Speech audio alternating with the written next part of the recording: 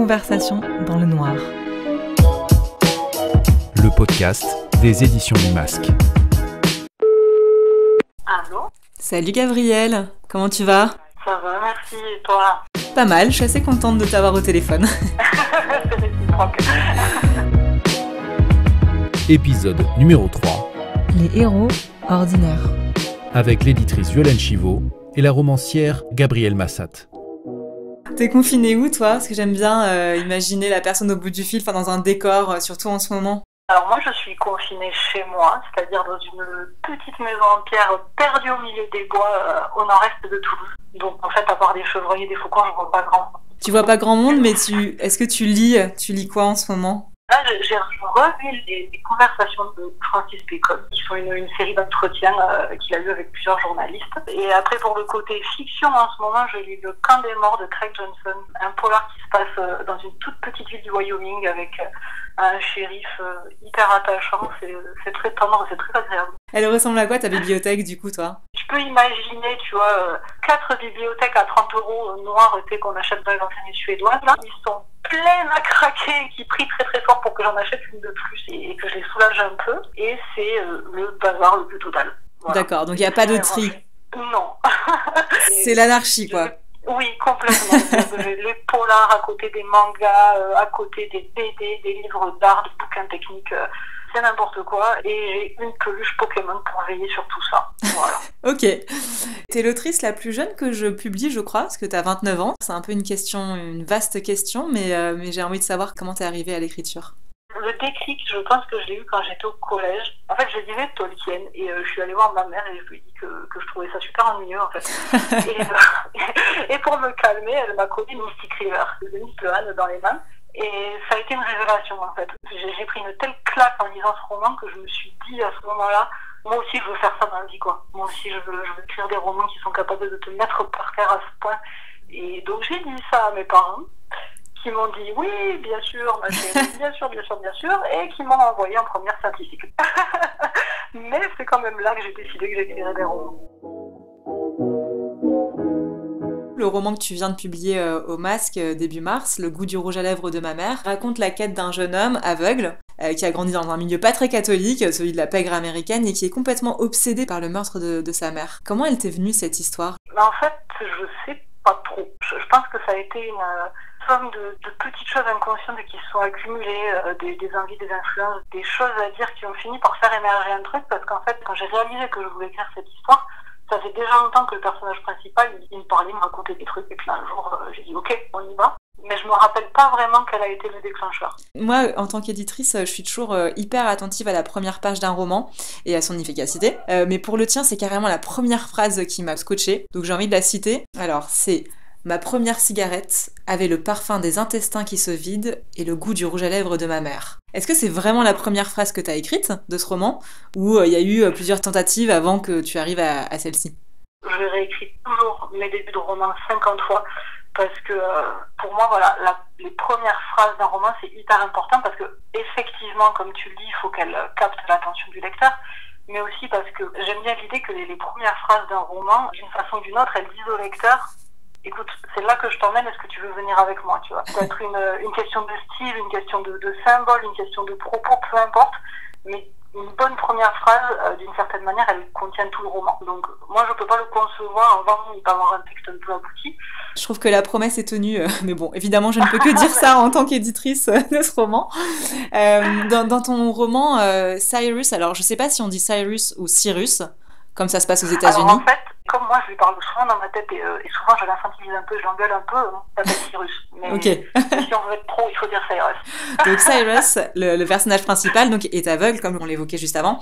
Tu m'as dit plusieurs fois que tu avais voulu construire un héros avec un vrai handicap, pas un handicap qui sert d'excuse pour l'intrigue. Qu'est-ce que tu voulais dire par là ? Est-ce que tu peux développer un peu cette idée ? C'est ce que j'appelle le syndrome d'Ardeville. C'est-à-dire que je trouve que la représentation du handicap dans la fiction, surtout la cécité d'ailleurs, la plupart du temps, ça sert à rien. En fait, c'est vraiment un artifice qu'on colle sur le front du héros parce que c'est cool, mais souvent ça n'a aucun intérêt ni aucune conséquence. Et au moment de créer le personnage de Cyrus, j'en avais marre de ces héros dont le handicap est tout sauf un handicap. Donc typiquement, Daredevil qui est tout sauf aveugle quand on regarde de plus près, quoi. Et moi, j'avais envie de créer un héros qui soit vraiment handicapé, au sens où sa cécité lui pose problème et influe sur sa capacité à atteindre son objectif, mais qui soit aussi totalement capable de porter son histoire. Et je voulais un personnage qui soit vraiment aveugle et qui soit vraiment un héros.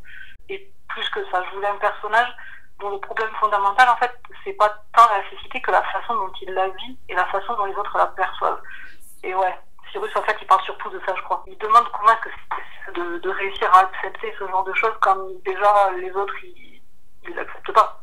Vu que toi-même t'es pas aveugle, comment t'as réussi à te mettre à sa place J'ai commencé par beaucoup me documenter, forcément, et puis après j'y suis allée à l'intuition, quoi. Je me suis mis à la place du personnage et j'ai essayé de comprendre comment lui il appréhendait le monde. Après voilà, je me suis pas mis beaucoup de pression non plus, dans la mesure où je suis convaincue qu'il y a autant de façons de gérer la cécité qu'il y a d'aveugles. Et par contre voilà, une fois que j'ai écrit le roman, je l'ai fait relire d'abord par un ami à moi qui est aveugle pour être sûr que j'avais pas raconté trop de bêtises quand même. Et après, je les fais relire à des voyants pour qu'ils me donnent leur point de vue, qu'ils me disent si pour eux il leur manquait des trucs ou si ça allait, quoi. Toi, tu travailles avec un cercle de lecteurs qui te permettent de te dire si ton texte leur plaît, la version bêta. Oui, quand on est bien entouré, c'est quand même... Enfin, moi, en tout cas, je ne conçois pas de pouvoir écrire des bonnes histoires sans avoir ces lectures critiques-là au fil de l'écriture, quoi. Ton roman, il se déroule sur la côte ouest américaine, principalement à San Francisco. Est-ce que c'est un hommage à la littérature noire américaine et anglo-saxonne que je sais que tu affectionnes beaucoup? Je crois que oui. En fait, j'aime vraiment beaucoup la littérature noire américaine, mais pas que, oui, anglo-saxonne aussi. Et en tant qu'autrice, je crois que je dois beaucoup à ces auteurs-là, à Elroy, à Lehane, à Chandler. Et quand je me suis lancée dans la rédaction de ce roman, j'étais un petit poussin plein d'envie. Je suis toujours un petit poussin, mais je ne voyais pas d'autres moyens de parler de mon affection pour ces romans qui m'ont bâti, en fait, que de placer mon histoire aux États-Unis.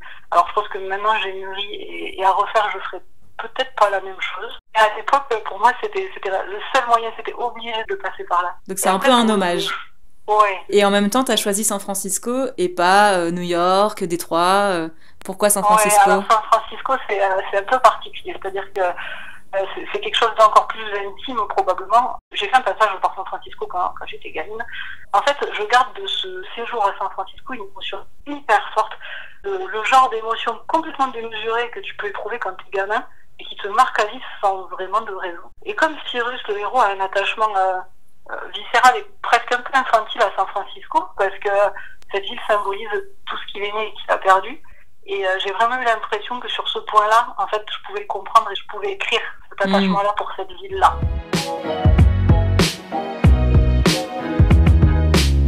Conversation dans le noir. Toi, dans la vie, t'es masseuse kinésithérapeute. T'as aussi un diplôme d'hypothérapie, si je me trompe pas. Donc ça permet d'utiliser le cheval comme outil de rééducation, c'est ça, hein? C'est ça. Et donc toi, t'aides entre autres des gens à retrouver leur motricité ou à l'améliorer. Moi, je me suis dit, en fait, est-ce que ce rapport très sensuel au corps t'a aidé à écrire le roman du point de vue d'un aveugle, ou justement d'un héros qui doit se servir beaucoup du toucher? Alors, c'est une super question, parce qu'en fait, j'avais jamais considéré les choses sous cet angle. Mais en fait, oui, probablement, parce que c'est clair que je passe ma vie à tripoter des gens pour comprendre et pour soigner. Et du coup, je pense que j'ai probablement un rapport au toucher qui est un peu plus pragmatique, peut-être, que la plupart des gens. Et en ça se rapproche peut-être de la façon dont Cyrus expérimente ce sens, lui, au quotidien. Mais là où ça me fait rebondir, et où ma casquette de kiné je crois qu'elle a vraiment nourri l'écriture du roman, c'est parce que j'appelle le toucher thérapeutique. En tant que kiné, tu vois, j'aime bien croire que j'ai un genre de super pouvoir. C'est-à-dire que j'ai des mains qui... non mais j'adore. J'ai des mains qui touchent des corps qui sont blessés, des corps douloureux, et je touche des humains qui sont parfois très très fâchés avec leur corps, et je me dis que mon but c'est d'essayer de les réconcilier, ou en tout cas de leur trouver un terrain d'entente, et j'y arrive pas forcément. Mais par contre, je suis très sensible à cette question-là du rapport à son propre corps et à l'acceptation de soi. Et le personnage de Cyrus, il symbolise assez bien cette problématique-là de rejet de soi, qui est limite tabou dans la société actuelle, où le bien-être est devenu une injonction, en fait, où il faut être bien, où il faut être performant, où il faut être beau, où il faut que tout aille bien. Puis il faut aimer son corps, absolument, une injonction... pesante. Ouais, qui peut être assez violente quand en fait, fondamentalement, on est fâché ouais. avec son corps et que tous les gens autour nous disent, bah non, il faut que tout aille bien. Parce Ouais. que quand on a mal, ou quand le corps il est pas capable de faire ce qu'on voudrait, c'est pas juste en se répétant qu'il faut être pote que ça va aller, quoi. Alors en ce moment, je pense qu'il y a beaucoup de gens qui profitent du confinement pour exprimer toute leur créativité et qui se lancent du coup dans la rédaction d'un roman. J'imagine que c'est pas facile de donner des conseils comme ça parce qu'il y a beaucoup de méthodes d'écriture et que bon bah il n'y en a pas forcément une bonne. Mais est-ce que toi t'aurais des recommandations à leur faire? La première, je crois que c'est ayez quelque chose à dire. Ça paraît très con, dit comme ça, mais je crois que c'est un bon début d'avoir quelque chose à dire quand on veut écrire. Un message quoi. C'est pas forcément un message au sens moral, ou alors une idée, quelque chose qui t'habite tellement qu'il faut que tu le dises et il faut que tu l'exprimes. Voilà, une fois que tu sais ce que tu veux raconter, et ça c'est pas toujours évident, enfin, en tout cas chez moi c'est pas toujours évident, si ton but c'est d'arriver au bout du roman, mon conseil c'est n'attends pas l'inspiration, quoi. Écris régulièrement, même si tu doutes, même si tu as l'impression que c'est nul, il faut avancer. Hein. Régulièrement, c'est tous les jours ou c'est quoi? C'est toutes les semaines? Alors ça, je pense que c'est à chacun de trouver son rythme, mais par contre de pas se dire j'attends d'avoir l'inspiration divine qui me tombe dessus pour écrire, parce que sinon ça te t'écrira jamais. Okay. Et de pas se dire j'attends d'avoir un truc parfait pour passer à la suite. Non. Toi, t'écris directement sur ordinateur ou t'as des carnets, t'écris à la main? Comment tu fais? Et ça dépend des périodes et ça dépend de la motivation. La plupart du temps, j'écris sur l'ordi.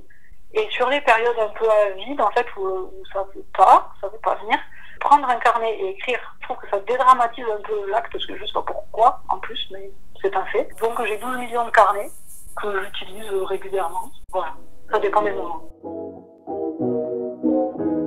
Est-ce que tu as des rituels ou des petits remèdes à l'anxiété dans cette période un peu particulière? Je pense que le remède à l'anxiété par excellence, c'est la méditation, ou en tout cas tous ses dérivés, quoi. J'aime bien pratiquer la sophro, la relaxation, l'auto-hypnose, ces trucs-là.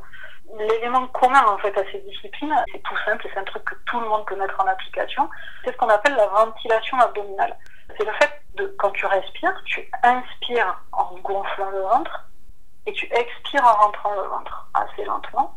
Et à chaque mouvement respiratoire, en fait, tu te focalises sur tes sensations internes. Tu essaies de ressentir les poumons qui se gonflent, le ventre qui se relâche, tu penses qu'à ça. Si tu as des pensées parasites qui arrivent, tu les écartes gentiment, tu te recentres sur ce que tu es en train de faire, c'est-à-dire juste respirer. Ça, en fait, c'est physiologique. Faire ce type de respiration-là, c'est comme si tu appuyais sur un bouton dans ton cerveau qui court-circuite le stress. Donc moi, qui suis un peu une angoissée de base, je pratique ce genre de truc et ça marche très très bien. Est-ce que tu sais quelle est la première chose que tu feras à la fin du confinement? Je crois que, comme tout le monde à la fin du confinement, j'aimerais revoir mes proches et j'aimerais les enlacer en fait. Mais tu vois, je suis pas sûre qu'avec la distanciation sociale, ce soit possible. Et du coup, ça me donne encore plus envie d'aller enlacer mes proches et puis même les pas proches en fait. Juste toucher les gens, ça a du sens, on vient d'en parler. Et encore plus en ce moment où on ne peut pas et où on ne doit pas. Donc je crois que si c'était possible, ouais, j'aimerais bien aller enlacer plein de gens. Avant de reprendre nos petites vies confinées, j'aimerais bien que tu nous lises un extrait de ton roman. Le début, par exemple. Par exemple. Mais comme on a des petits problèmes de réseau, je crois que tu nous l'as enregistré. On l'écoute? Allez, alors c'est parti. Ma première cigarette avait le parfum des intestins qui se vident et le goût du rouge à lèvres de ma mère. L'allumer m'avait précipité dans le monde des adultes. D'un coup, sans prévenir, « Bonjour jeune homme, à partir d'aujourd'hui on vous appelle monsieur ». J'avais déjà essayé de grandir plus vite, avant ça. À 15 ans, je maîtrisais l'économie de marché, l'art délicat du coup de poing américain et les autres bases de mon futur métier. Mais la clope, cette sacro-sainte clope suçotée l'air de rien avait constitué le rite de passage. Je veux dire, j'avais vraiment eu l'impression, au moment de tirer ma première bouffée, qu'on ne me caresserait plus jamais les cheveux en m'appelant Cyrus chéri et en ajoutant « Est-ce que tu as fait tes devoirs ?» Ce soir-là, j'étais rentrée tard. J'avais poussé la porte de notre appartement sur Mission Street et la première chose que j'avais vue, c'était la cigarette abandonnée à côté du paquet, marquée sur le filtre par la trace sanguine de son rouge à lèvres. Ma mère m'avait toujours interdit de fumer. C'était d'ailleurs la seule transgression qu'elle m'ait jamais refusée. Elle trouvait drôle, ou formateur, que je triche à l'école, sauf en algèbre, que je découche à l'improviste tant qu'elle restait ma femme préférée, ou que je m'obstine dans l'erreur, surtout si je devais m'en mordre les doigts. Le tabac, en revanche, demeurait un genre de 11e plaie d'Égypte dans son esprit, Un vice absolu qu'elle aurait tenu à distance en tartinant notre porte de sang, de tripes ou de polonium si nécessaire. Découvrir qu'elle s'y a donné en mon absence m'avait donc agacé. J'avais allumé la cigarette et, planté au milieu de notre salon, réfléchi à la façon dont j'allais lui reprocher son inconséquence. Sérieux, maman, tu crains. Je croyais qu'on se faisait confiance. Comment veux-tu que je te respecte si... Ou alors, le registre sarcastique. Rappelle-moi, maman, qui de nous deux sacralise l'hygiène et cramerait toutes les plantations de tabac du monde si on lui donnait du napalm? Et si elle se mettait en colère ou à pleurer, c'est bon, je ne le ferai plus. Je sais bien que c'est pour me protéger, moi aussi je t'aime. Un peu de cendre était tombé sur le carrelage. J'avais mal derrière les yeux. Je m'étais frotté les paupières, puis j'avais compris que ma mère ne rentrerait pas. Elle était déjà là, en jupe trop courte comme d'habitude, ses cuisses blanches exposées à toutes les indiscrétions, désirables à me faire rougir. Elle semblait avoir pris la cuite de sa vie et préférer la fraîcheur du carrelage au confort de son lit pour encaisser la migraine. Sauf que les gens bourrés cuvent les yeux fermés. Ses iris à elle me fixaient bizarrement, leur bleu polaire à la fois intense et très lointain.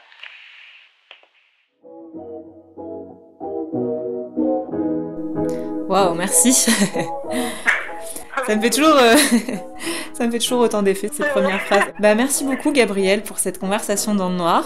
Et puis, bonne soirée. Merci à toi. Je te souhaite une bonne soirée. Conversation dans le noir. Le podcast des éditions du Masque.